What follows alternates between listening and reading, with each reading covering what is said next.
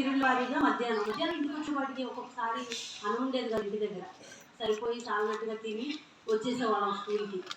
పుస్తకాలు కొనక ఎంతో బాధపడి ఊరికి వెళ్ళి నాన్నకి వెళ్ళి మా నాన్నోళ్ళు ఆ డబ్బులు ఇస్తే కొన్ని పుస్తకాలు కొన్ని పుస్తకాలు కొనలేక యూనిఫామ్ ఉంటేనే స్కూల్లో రాణిస్తున్నారు, లేకపోతే గేట్ బయట నుంచి కడతారు సినిమాస్టార్ అని చెప్పి ఎంతో బాధపడేవాళ్ళం. కానీ ఇప్పుడైతే కనుక ఎలాంటి బెనిఫిట్లు అంటే యూనిఫామ్ నుంచి షూ, సాక్స్లు, బెల్ట్ వరకు, టై వరకు, ఏమండి ఐడెంటిటీ కార్డు పలానా స్కూల్లో చదువుతున్నారని. అంటే ప్రైవేట్ స్కూల్లో ఉండే వాళ్ళకి ఏంటి, నేను గవర్నమెంట్ స్కూల్ చదువుతున్నాను వాళ్ళన్నీ వేసి చదువుతున్నారు మేము వేసుకోలేకపోతున్నాం అనేది కాకుండా వాళ్ళతో పాటు సమానంగా గవర్నమెంట్ వీళ్ళకు కూడా సదుపాయాలు కల్పించింది. అంతేకాకుండా వీళ్ళు చదువుకున్నందుకు ఇంకా వీళ్ళ అవసరతలను బట్టి మధ్యాహ్నం భోజనమే కాకుండా స్నాక్సే కాకుండా ఇవన్నీ కాక సంవత్సరం అంతా కూడా వీళ్ళ సివిల్ డ్రెస్లో కూడా తిరగడానికి వీళ్ళ ఖర్చులకి తల్లిదండ్రులు బరువు భారం లేకుండా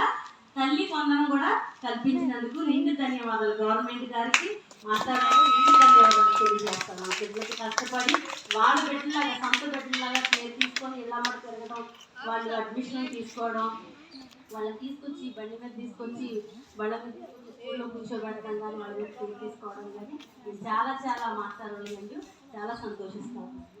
కొంచెం మాటలు చూపిస్తాను.